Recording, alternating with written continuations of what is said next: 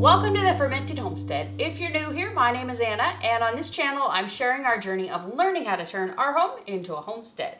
Welcome to March Canning Madness. I'm so excited. My good friend Constance over at A Good Life Farm asked me to take part in her canning collaboration. I'm so stoked. For this collaboration between all of us, we're going to be putting out one canning video every Monday through Friday for the all of March. And basically the idea behind it is that we are cleaning out our freezers to make way for the new harvest season. And we're doing it before the new planting season. So we're basically just clearing out our freezer and sharing with you how you can clear out your freezer and put it in a jar to make it much more shelf stable. I'm going to link down below the playlist and all of the channels that are taking part in this collaboration. So make sure that you save that playlist because you're going to want to check it out every day. Constance is going to be updating it. You're going to want to go over to all of those videos as they come out. You're going to want to watch them, subscribe to their channels, comment on the videos. Every comment that you make on a video is an entry to win a steam canner at the end of the month. Super pumped about that one. Make sure that you go and check out all the channels that I'm going to link down below. Watch one of their 1 or 2 or 12 of their videos and comment on their video. If you don't comment, your subscription is really likely to disappear because YouTube doesn't like it when you just go and mass subscribe to a bunch of people without actually watching their videos. So oftentimes they will actually delete your subscription. We've kind of discovered that over the last couple months of some collaborations we've been doing where I call it the surge and purge, where you just get a lot of subscribers and then 2 days later they all just disappear. It's been happening a lot, and I think it's because people aren't commenting as they're subscribing, and then it kind of goes back up once people are watching the videos. And so anyways, just make sure that you guys comment on, as many videos as you care to watch when you're actually going over there to subscribe to make sure that your subscription sticks. For this video, we're going to be canning corned beef brisket. We have an 18-pound corned beef brisket, and I'm really excited. I decided to do this one first so that we can get this video out to you guys before St. Patrick's Day. So my next video is actually the day after St. Patrick's Day, and that one is going to be raw packed chicken, both with bone and without. I'm going to show you 2 different ways of doing it. I basically just have a bunch of chicken in my freezer, and we're gonna break it down and put it in the canner so that we can clear up some space in the freezer. It's time to get started on canning our corned beef. We have our jars over there. I boiled them. You don't have to boil them. I don't warm up my lids, but I do boil my jars. I wanna make sure that I'm throwing in here before we get started on this. This is a rebel canning method. This is not a technically approved recipe, and the reason for that is because it hasn't been tested. It has not been tested and found to be unsafe. It just hasn't been tested. And I'm not sure exactly why there's so much uncertainty behind it. It's meat with some salt and a couple of preservatives in there, so I'm not entirely sure why it would be considered unsafe. So we're just gonna can it, and we're gonna can it for the regular meat time, which for our pint jars that we're doing is 75 minutes. I'll probably leave it in there for an extra 5 or 10 minutes just for good measure, just to make sure that everything is completely safe. No reason behind it, just because. So anyways, we're gonna cut up this gigantic corned beef. Like I said, it's 18 pounds, so I'm expecting we'll probably get about 18 pints out of this. And I'm really excited about this. I love corned beef. So make sure that you guys also stay tuned. Throughout the next couple of weeks, I'm gonna be having a bunch of corned beef themed recipes on this channel. I'm going to be making regular, like a newer style corned beef with kind of, with the salt and all that kind of stuff in the refrigerator. I have one other corned beef video on my channel, but that one is a little bit different, so you can always check that one out. I'll link that one up here because that one is currently available. But we're also going to be making just a regular corned beef recipe in the fridge. We're going to try getting a hold of some of that pink curing salt. And then in a separate video, I'm also going to be doing like a really old school fermented corned beef recipe. Fermented Homestead, Also coming up here, I'm going to be doing a pantry style meal with this corned beef that we're canning. And then after that, we're going to be doing like an actual, a meal with the corned beef that we're fermenting. So I'm really excited. We have a bunch of stuff coming up for you because of course it is St. Patrick's Day coming up. So I wanted to make sure that everybody has everything that they need to make their own corned beef in time to actually make their own corned beef. Okay. So I'm not used to processing chunks of meat that are quite this large, so we're gonna wing it on how to get this thing ready to start cutting up, but I'm thinking just using this roasting pan because it's like my biggest pan. It's not even big enough, but it's like my biggest pan. So I'm gonna put it in here, take it out of the package, and then I don't think we need to rinse it out. I had seen a couple of videos that I watched a couple of videos on canning this, and so they didn't rinse it out, so I'm not going to. Hopefully that works. But we are doing this raw pack, and that's about all there is to it. So we're gonna open this up and see what we can do. Okay. See how it goes. Okay. So this one I picked out specifically. I picked through all the ones that they had in the store, and I picked this one because it had the smallest fat cap. If you're cooking this like on the stove or something like that, you might want to have the larger fat cap, but for me, in the canning, I didn't want to have a whole lot of fat that I had to pick out. That was my thinking behind it. So now I'm just gonna go ahead and just cut off some of the fat cap, some of the larger chunks. I'm not gonna worry about getting every bit, but we'll get some.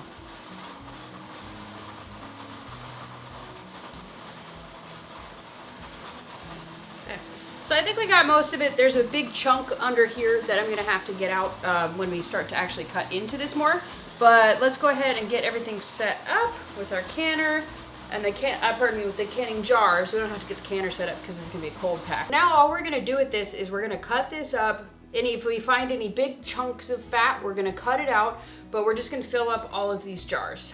This is 18 pounds, and I think I have 18 jars. So it should be perfect math. I don't think I can fit that many in my canner, so we'll probably end up running like a second canner load at some point, or I'll throw it in with something else later on. So we're gonna go ahead and just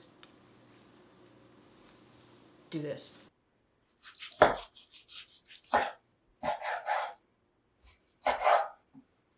And I'm gonna be doing, decent sized chunks, not teeny tiny ones, but also not gigantic.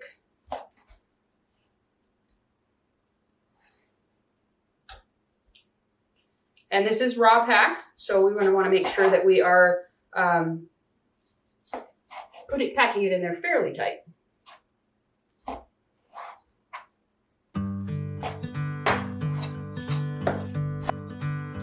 Okay.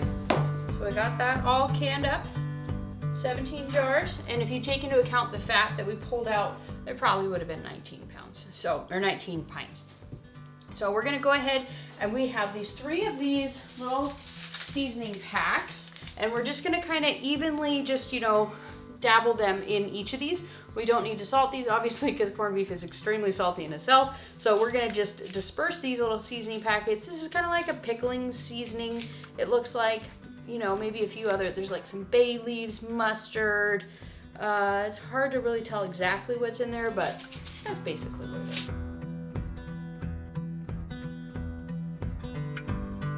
is. So next up on our to-do list is gonna be to make this thing straight.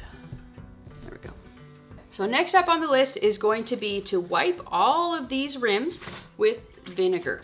And the reason that we're gonna do that is to get rid of any particles that might be on the rims. It's gonna give us a second chance to be able to check for any nicks or cracks that we might have missed. And then it's also gonna cut the fat that might be on here.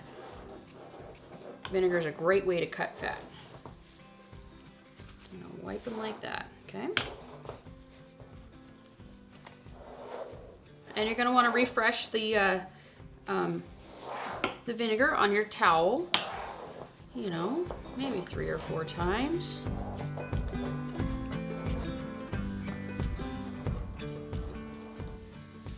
Now we're ready to actually put the lids and the rings on these and take the next step. So I wanted to take this opportunity to tell you about some of my favorite new canning lids, and those are forjars. These canning lids, I work with this company. They reached out to me. Just after another collaboration that I was involved in, and they asked me to give these a try and to tell you guys what I think about them. And these lids are fantastic. I really, really love these. This is an American-owned company. company, and these guys really just stepped up right in the middle of all of the lid shortages that were happening over the last couple of years, and they were just like, well, if we don't have lids, we're gonna go ahead and make them. So I really like this company. They put out a fantastic product. These lids are thicker than the competition. These lids are, they have a fantastic seal on them. The silicone that they use on the ring is fantastic. It is nice, thick. It makes a fantastic seal. It has a great vacuum, and I really just enjoy these lids. I think they work phenomenally. So, and you can get these on their website. I'm gonna link it down below. You wanna click on the link that I have down below, and if you use the code Fermented10, you're gonna get 10% off of your order. So make sure that you use that coupon code to get an extra little bit off. I know right now, even now, canning lids, depending on where you are very difficult to come by, and they're just going to ship it to you. It is super fast shipping. It takes like a few days tops to get these, in my experience, and as well as others that I've heard. Their shipping is fantastic. Their customer service is phenomenal. So definitely give this American-owned company a try and order their lids online, and make sure you use the coupon code Fermented10. So we're going to go ahead, use these to cover all of our lids, and then we're going to be putting them into the cold canner, because this is a raw pack. So since we've already wiped off all of our lids, all that we have to do with this is put the flat on there, and then we're gonna close this thing up fingertip tight. The way that I like to gauge that is as tight as I can get it with these 3 fingertips. You don't want to like crank it down, but just as tight. It's like a little tension wrench. That's all you got to do with it.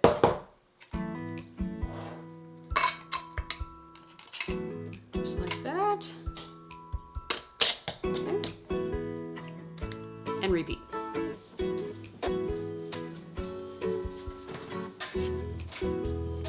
So now that we have our canner totally filled, we're gonna go ahead, I'm using this Presto canner, and the way that you need to check this one, you wanna make sure to check the seal. You wanna check the seal right here. You wanna look through this petcock here to make sure that you can see through it, and you wanna make sure this thing toggles. And once all of that criteria has been met, we're gonna go ahead and we're gonna close this guy up.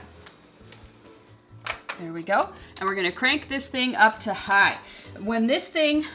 As this thing is warming up, this thing is going to start to spew some steam. Once this thing starts to spew steam, this thing is going to pop up. And when this thing pops up, this thing is going to start to spew even more. So I usually, once this pops up, I'll usually wait about another minute, and then I'll set the timer for 10 minutes, because this thing is going to be spewing steam like crazy.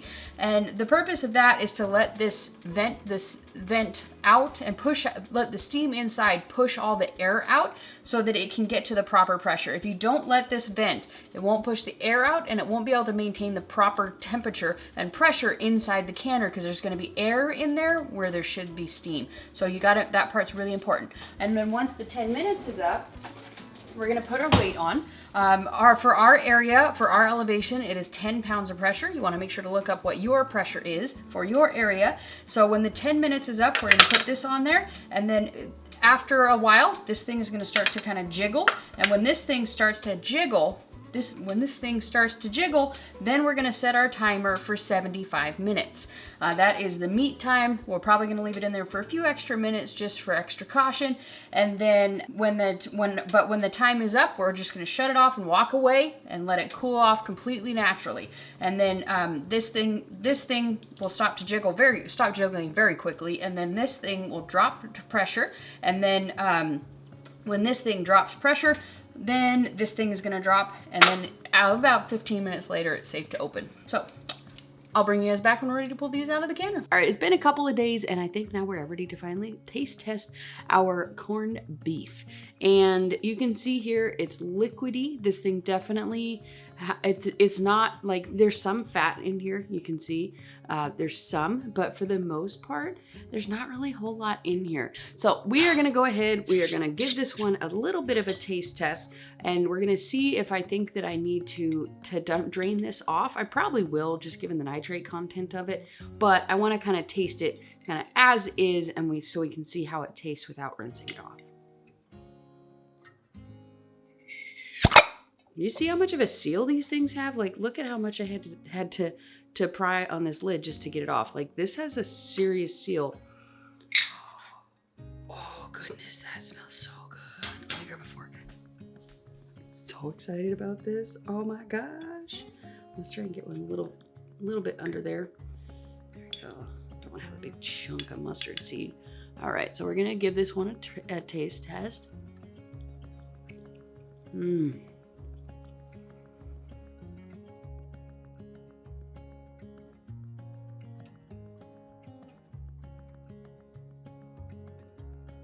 I haven't had corned beef since last year. This is so good. Okay.